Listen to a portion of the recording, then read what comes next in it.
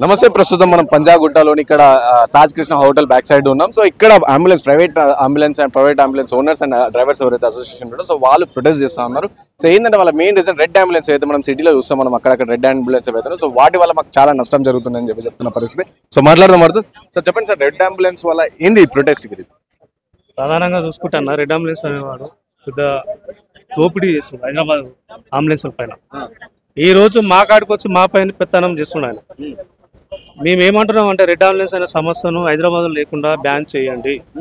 ఎందుకంటే ఈ రోజు మనం ఓట్లు వేసేది మన తెలంగాణ వాదులు, హైదరాబాద్ వాదులు. ఒకసారి రాష్ట్ర ప్రభుత్వం కూడా దీని మీద గ్రహించాలి. ఎందుకంటే ఏదో బయటికి వెళ్ళి వచ్చుకొని మీరు మనకి పెత్తనం ఇచ్చి మా మీద పెత్తనం ఇప్పిస్తే మేము ఎక్కడ పోవాలి? ఈ రోజు మా పైన 40,000 కమిషన్ తీసుకొని దోపిడీ చేస్తున్నాం మా పైన. అదే కాకుండా 1,50,000 నెలకు 1,50,000 70,000 తీసుకున్నాం ఒక బండికి. తీసుకొని కూడా ఎవరికి సరిగా కిరాయిలు ఇవ్వట్లేదు. ఏమన్నా అంటే నువ్వు ఎవరు చెప్పుకుంటే చెప్పుకోపో, ఎవరు చెప్పుకున్నా నాకేం కాదు అనేసి ఆయన ఉల్టా మా మీద బెదిరిస్తున్నారు. మేము ఏమంటున్నాం, ప్రధానంగా మేము ఒకటే డిమాండ్ చేస్తున్నాం. మీరు రాష్ట్ర ప్రభుత్వాన్ని, సీఎం రేవంత్ రెడ్డి గారిని ఒకటే కోరుతున్నాం. అయ్యా, మేము తెలంగాణ ఉన్న మన ప్రతి ఒక్క 5-6 వేల అంబులెన్స్లు ఉంటాయి, ఒక 10,000 మంది బతుకుతున్నాం మనం. మేము ఒకటే కోరుతున్నాం, మమ్మల్ని మీ రెడ్ అంబులెన్స్ దోపిడీ నుంచి మమ్మల్ని కాపాడండి, మా బతుకులు మంచిగా కాపాడండి. దానివల్ల మేము చనిపోయే పరిస్థితి కూడా ఏర్పడుతుంది. ఒక్కొక్కరు ఈఎంఐలు కట్టలేక చాలా ఇబ్బందులు పడుతున్నాము. గత ప్రభుత్వం చేసినట్టు మీరు చేయకండి, ఈ ప్రభుత్వం మాకు న్యాయం చేస్తుందని మేము మనస్ఫూర్తిగా కోరుకుంటున్నాము. అంటే వాళ్ళ వల్ల మీకు ప్రాబ్లం అవుతుంది, మళ్ళీ ఈఎంఐ పరిస్థితి దాని గురించి. ఇప్పుడు బేసిక్గా మనకు కిరాయిలు వస్తే ఈఎంఐ మనకు ఎలాంటి ప్రాబ్లం ఉండవు. ఈ కిరాయిలే లేవా మనకు. గత 7 సంవత్సరాలకి వెళ్ళి చాలా నానా ఇబ్బంది పడుతున్నాం. ఉన్న బండ్లు మొత్తం ఫైనాన్స్ పుచ్చుకోబోతుంది ఈఎంఐ కట్టకుండా. దానివల్ల మేము ఏం బాధపడుతున్నాం? మేము ఒకటే కోరుతున్నాం, రెడ్ అంబులెన్స్ అనే వ్యవస్థను బ్యాన్ చేయాలని కోరుతున్నాం. సో చెప్పండి సార్, అంటే గవర్నమెంట్ ఎందుకు ఎంకరేజ్ చేస్తుంది రెడ్ అంబులెన్స్ సర్వీస్? అంటే మన సిటీలో అది బెంగళూరు గవర్నమెంట్ వచ్చేసి సమ్ టాక్సెస్ వగేరా సమ్ సిచ్యువేషన్ మరి ఏం జరిగిందన్న తెలియదు, కానీ వాళ్ళకి సోర్స్ అన్నది కల్పించారు. వాళ్ళు దాన్ని ఏంటంటే యూజ్ చేస్తున్నారు అనుకున్నా కానీ మిస్యూజ్ అవుతుంది. ఫస్ట్ 5% అని చెప్పి మనకు అప్రోచ్ అయ్యారు వాళ్ళు. 5% అన్నప్పుడు ఉంటుంది కదా, కార్పొరేట్ స్టైల్లో ఉంటుంది కదా అని చెప్పి మన వాళ్ళు కూడా చాలా మంది సపోర్ట్ చేయడం జరిగింది. సడన్ గా వాళ్ళు ఏం చేశారంటే అవుట్ ఆఫ్ బ్యాలెన్స్ అన్నట్టు. Out of balance means per year కి 1.5 లాక్ మనం పే చేయాలి కంపెనీకి.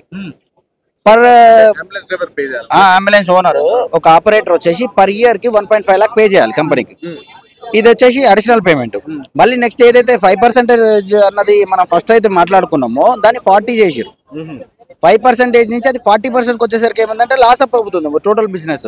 100 రూపాయలు సంపాదించినాము, 40 రూపాయలు ఎదురు వానికి ఇచ్చి ఇన్సూరెన్స్లు పే చేసుకొని, ట్యాక్స్లు పే చేసుకొని, గవర్నమెంట్ కి ట్యాక్స్ కట్టాలా, ఇన్సూరెన్స్ పే చేయాలా, వెహికల్ సర్వీస్లు, వెహికల్ మెయింటెనెన్స్లు, డ్రైవరు శాలరీలు, ఆపరేటర్ శాలరీ, ఇవన్నీ ప్రాబ్లమ్స్ ఏంటిదంటే ఇవన్నీ మీద పడుతున్నాయి. ఇప్పుడు వాళ్ళు వచ్చేసి 100కి 100% మనకి ఇచ్చి 5% తీసుకుంటే 95% బెనిఫిట్ మనకు ఉంటుంది. కానీ వీళ్ళు చేసింది ఏంటిది 5% అని చెప్పి 40% చేస్తున్నారు ఛార్జ్. ఇప్పుడు 40% ఛార్జ్ వదిలేసి ఇప్పుడు ఏమైపోయిందంటే ఇంత ఇస్తా పోతావా పో అన్న సిచ్యువేషన్కి వచ్చింది. దబాయిస్తున్నాడు. ఇప్పుడు 1 లాక్ మాట్లాడారు కస్టమర్ తోని, 10,000 ఇస్తా పోతావా పో. ఇక్కడ ఖాళీ కూర్చొని ఏం చేయండి బాబు భయం ఉంటుంది కదా. ఇప్పుడు ఫుడ్ కైనా వెళ్ళాలి డబ్బులు, ఇప్పుడు మెయింటెనెన్స్ కి వెళ్ళాలి, దేనికైనా వెళ్ళాలి, తినడానికైనా డబ్బులు వెళ్తాయని హోప్ మీద వెళ్తున్నారు. మాక్సిమం బిజినెస్ చేయట్లేరు. ఇప్పుడు రెడ్ అంబులెన్స్ ఎప్పటి నుంచి స్టార్ట్ చేసిరో అప్పటి నుంచి బిజినెస్ చేయడం బంద్ అయిపోయింది. బిజినెస్ చేస్తే ₹1 మనకు మిగిలాలా, ₹1 పెట్టుకొని మనం తినాలా, నలుగురికి మనం ఇచ్చుకునేటట్టు ఉండాలా. ఇప్పుడు ఏమైంది ఈఎంఐలు, ఫస్ట్ ప్రాబ్లం ఈఎంఐలు, ట్యాక్స్లు పే చేయలేని సిచ్యువేషన్, ఇన్సూరెన్స్ పే చేయలేని సిచ్యువేషన్. ఇంత భయంకరమైన ప్రాబ్లం ఎందుకు వస్తుంది అంటే రెడ్ అంబులెన్స్ టోటల్ డామినేషన్. ఎంత భయంకరమైన డామినేషన్ అంటే ఇంత ఇస్తా పోతావా పోవా, పోతా అంటే పోతాం, ఖర్చులు వెళ్తాయి, ఇంటికాడ తినడానికి ఉంటాయి, అది కూడా పోకపోతే బస్సులు ఉండాల్సిన పరిస్థితి అయిపోయింది. కార్పొరేట్ హాస్పిటల్స్ అన్ని కబ్జా చేసేసారు. హాస్పిటల్ ఇది పర్సెంటేజ్ బేసిక్ అప్రోచ్ అవుతున్నారు. ఇప్పుడు ఆఫర్ ఇస్తున్నారు, మీకు ఇంత ఇస్తాం, మేము పర్ మంత్ ఇంత పే చేస్తాము, మీకు ఇట్లా సో సిచ్యువేషన్స్ ఇస్తామని. యాక్చువల్లీ ప్రైవేట్ అంబులెన్స్ ఎట్లా నడుస్తుంది, ఒక హాస్పిటల్ ఒక పేషెంట్ ఉంటే వాళ్ళు అంబులెన్స్ డ్రైవర్ తో మాట్లాడుకొని ఇంత రెంట్ అండ్ పర్పస్ లో వెళ్తారు. కానీ కంపెనీ అట్లా కాదు, total app through total bend చేసేసింది. హాస్పిటల్స్ ఏంటిది వాళ్ళకి బెనిఫిట్ వస్తుందని అది ఒకటి ఆలోచిస్తున్నారు. యాక్చువల్లీ హాస్పిటల్స్ కి ఇన్కమ్ ఎవరు తీసుకొని వస్తున్నారు, మన ప్రైవేట్ అంబులెన్స్ వాళ్ళే. ఎందుకంటే ఒక పేషెంట్ ఒక దగ్గర నుంచి తీసుకొని హాస్పిటల్కి వచ్చేది మన ప్రైవేట్ అంబులెన్స్ వాళ్ళే, వాళ్ళకి బిజినెస్ ఇచ్చేది ప్రైవేట్ అంబులెన్స్ వాళ్ళే. కానీ వాళ్ళు మాత్రం రెడ్ అంబులెన్స్ కి బిజినెస్ ఇస్తున్నారు. ఇది మూర్ఖప్ చర్య అంటారు కదా, మూర్ఖప్ చర్య నడుస్తున్నది. ఎందుకంటే వాళ్ళ red ambulance service only hospital నుంచి పేషెంట్ ని డ్రాపింగ్ అని రెంటెడ్ పర్పస్ ఓన్లీ. హాస్పిటల్ కి బిజినెస్ ఇవ్వదు, రెడ్ అంబులెన్స్ హాస్పిటల్ కి ఎటువంటి బిజినెస్ ఇవ్వదు. కానీ మన ప్రైవేట్ అంబులెన్స్ ఏంటిది, ఇప్పుడు సూర్యాపేట నుంచి రావాలా, నల్గొండ నుంచి రావాలన్నా, డిస్ట్రిక్ట్ వైజ్ గా పల్లెటూరులో నుంచి రావాలన్నా కానీ ప్రైవేట్ అంబులెన్స్ త్రూనే పేషెంట్ వస్తాడు హాస్పిటల్ కి. అంటే హాస్పిటల్ కి బిజినెస్ ఎవరు ఇస్తున్నారు, ప్రైవేట్ అంబులెన్స్ వాళ్ళు ఇస్తున్నారు. ప్రైవేట్ అంబులెన్స్ వాళ్ళ దగ్గర బిజినెస్ తీసుకొని వాళ్ళు హాస్పిటలైజేషన్ ఏం చేస్తున్నారు, వాళ్ళు వీళ్ళకి రెడ్ అంబులెన్స్ కి బిజినెస్ ఇస్తున్నారు. ఇది మూర్ఖపు చర్య అని అనాలా. ఇంకోటి ఏంటిదంటే సపోర్టివ్ లేదు సిచ్యువేషన్. గవర్నమెంట్ ఏంటిదంటే కొంచెం ఆలోచిస్తే ప్రతి దాని మనకు ప్రెషర్ ఉండదు కదా. కొంచెం వాళ్ళు సపోర్టివ్ సిచ్యువేషన్కి వచ్చినప్పుడు ఏమైందంటే బెనిఫిట్స్ ఉంటాయి. ఇప్పుడు ఇప్పటివరకు ఆటో డ్రైవర్స్ కో బెనిఫిట్స్ ఉన్నాయి, టాక్సీ డ్రైవర్స్ కో బెనిఫిట్స్ ఉన్నాయి, ప్రతి ఒక్కరికి. అంబులెన్స్ డ్రైవర్కి ఇప్పటివరకు ఎటువంటి బెనిఫిట్స్ లేవు. అసలు అంబులెన్స్ డ్రైవర్ క్యాలిక్యులేషన్ లేదు మన తెలంగాణలో. వేరే స్టేట్లలో ఉన్నది, ఎక్కడికక్కడ యూనియన్స్ ఉన్నాయి, ఎక్కడికక్కడ యూనిటీలు ఉన్నాయి, వాళ్ళకు ఒక రెస్పెక్ట్ ఉన్నది. మన తెలంగాణలో ఇంకోటి ఏంటిది, మూర్ఖపు మాటలు. ఏది మన న్యూస్లలో కానీ మన పేపర్లలో కానీ ఇష్టం ఎవరికి వచ్చిన ఎవరికి నోటి కూతలు అంటారు కదా, కాకి కూతలు, ఎవరికి నచ్చిన మాటలు వాళ్ళు రాస్తున్నారు. ఇది ఖండించదగ్గ విషయం. ఎందుకంటే ఇది పర్ఫెక్ట్ విషయం కాదు. ఎందుకంటే ఒక సంస్థకి కష్టాలు ఉంటాయి, ఒక సంస్థకి ప్రాబ్లమ్స్ ఉంటాయి, ఇవన్నీ ఎవరు పట్టించుకుంటలేడు. కానీ అంబులెన్స్ డ్రైవర్ ఇట్లా, అంబులెన్స్ డ్రైవర్ ఇట్లా ఫాల్తు న్యూస్లు రాస్తున్నారు మొత్తము. ఇక్కడ ప్రజెంట్ అంబులెన్స్ సిచ్యువేషన్ ఏంటిది, మేము తినడానికే పెద్ద ఇదైపోయింది మాకు. అంటే ఒక పూట తింటే ఇంకో పూట తినలేని పరిస్థితికి వచ్చినాం మేము అందరం. ఎట్లా మీరు రెడ్ అంబులెన్స్ కొంచెం పక్కన, మీరు పర్సనల్ గా అంటే అంబులెన్స్ డ్రైవర్ గా మీరు ఫేస్ చేస్తున్న ప్రాబ్లం ఏంటంటే ఈ ఏరియాలో ఇప్పుడు ప్రెసెంట్ సిచువేషన్ లో మీరు ఫేస్ చేస్తున్న ప్రాబ్లం ఏంటి, అండ్ గవర్నమెంట్ ఎలాంటి చర్యలు తీసుకోవాలనుకుంటున్నారు? ఇప్పుడు నేను ఒక కస్టమర్ తో మాట్లాడినా, నేను కస్టమర్ తో మాట్లాడిన తర్వాత ఏమైతుంది, కస్టమర్ ఇంకా బెటర్ సోర్స్ గురించి ఆలోచిస్తాడు. ఇప్పుడు మేము ప్రైవేట్ కంపెనీ ఏం చేస్తుంది, వాళ్ళకి ఆఫర్ ఇస్తుంది. వాళ్ళకి ఆఫర్ ఇచ్చినప్పుడు ఏమైతుంది, కంపెనీకే సపోర్ట్ చేస్తారు కదా కస్టమర్. రేట్ బ్యాలెన్స్ చేస్తుంది. రేట్ బ్యాలెన్స్ ఎట్లా చేస్తుంది, ఇప్పుడు నేను 20 రూపీస్ పర్ కిలోమీటర్ నేను ఛార్జ్ చేస్తున్నా. నేను ఛార్జ్ చేస్తున్నప్పుడు కంపెనీ ఏం చేస్తుంది, దాన్ని 18 రూపీస్కి చేసేస్తుంది. 18 రూపీస్కి చేసి మళ్ళీ పంపించేది ఎవరు కాదు, మన వాళ్ళని పంపిస్తుంది. ఇప్పుడు వాడు తీసుకునే 100 రూపాయలలో దళారీ వ్యవస్థ నడుస్తున్నది. 40% వాడు అఫిషియల్ గానే తీసుకుంటున్నాడు. ఇంతకు ముందు పర్సెంటేజ్ అనుకున్నాం, కానీ పర్సెంటేజ్ కాదు, టోటల్ డామినేషన్ స్టార్ట్ అయిపోయింది.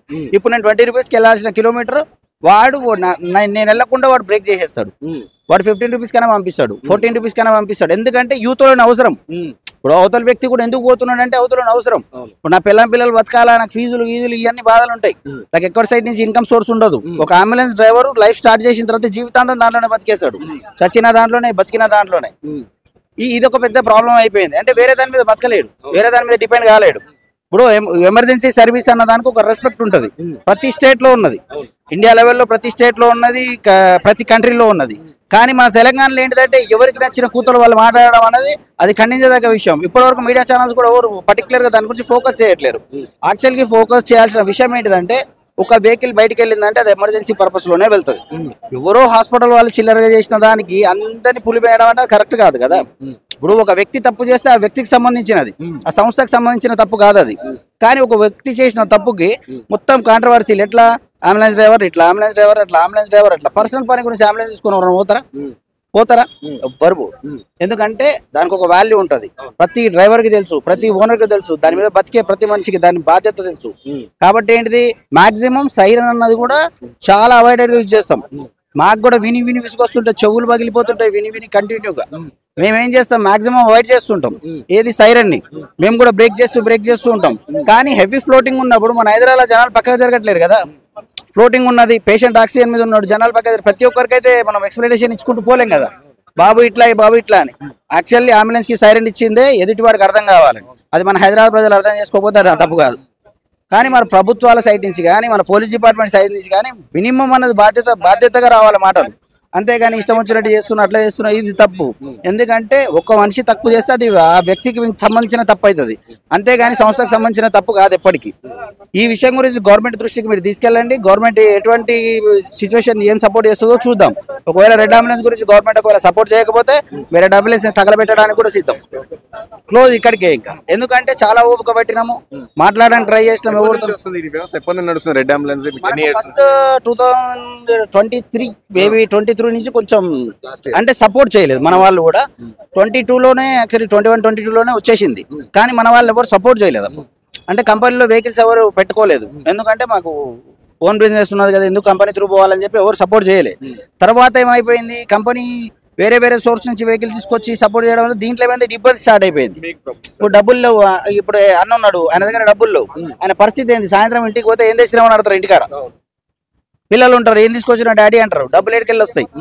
ఇప్పుడు మనం ఇంతకే పోవాలి, ఇట్లనే పోవాలంటే కంపెనీ డామినేట్ చేస్తున్నాడు.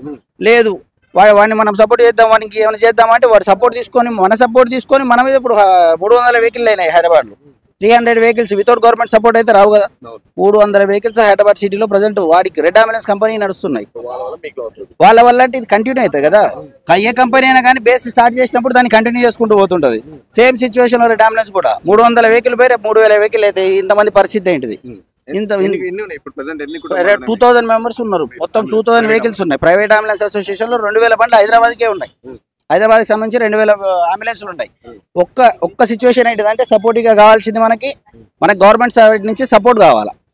తీసేస్తే లేదు పర్సంటేజ్ అసలు కాన్సెప్టే వద్దు. రెడ్ అంబులెన్స్ అనేది పూర్తిగా తీసేసేయాలి. ఆ రెడ్ ఉండడం వల్ల ఎవరు బతకలేరు. ఇది ఏమైందంటే కబ్జా వ్యవస్థ లాగా స్టార్ట్ అయిపోయింది. చిన్న కార్పొరేట్ హాస్పిటల్స్ అయిపోయినాయి ప్రజెంట్ వరకు. తర్వాత చిన్న హాస్పిటల్స్ కూడా అయిపోతాయి. తర్వాత ఎవరు తోలడానికి ఉండదు, ఓన్లీ కంపెనీ మాత్రమే నడుస్తుంది. ఆ సిచ్యువేషన్ చాలా డామినేటెడ్ ఉన్నది. గవర్నమెంట్ దృష్టికి తీసుకెళ్ళండి. రేవంత్ రెడ్డి గారు సపోర్ట్ చేస్తారని అనుకుంటున్నాము. మాక్సిమం ఆయన ఒక్కంతోనే అవుతుంది ఈ పని. ఆయన చేస్తారు, మాక్సిమం సపోర్ట్ దొరుకుతుందని కోరుకుంటున్నాం మేమందరం.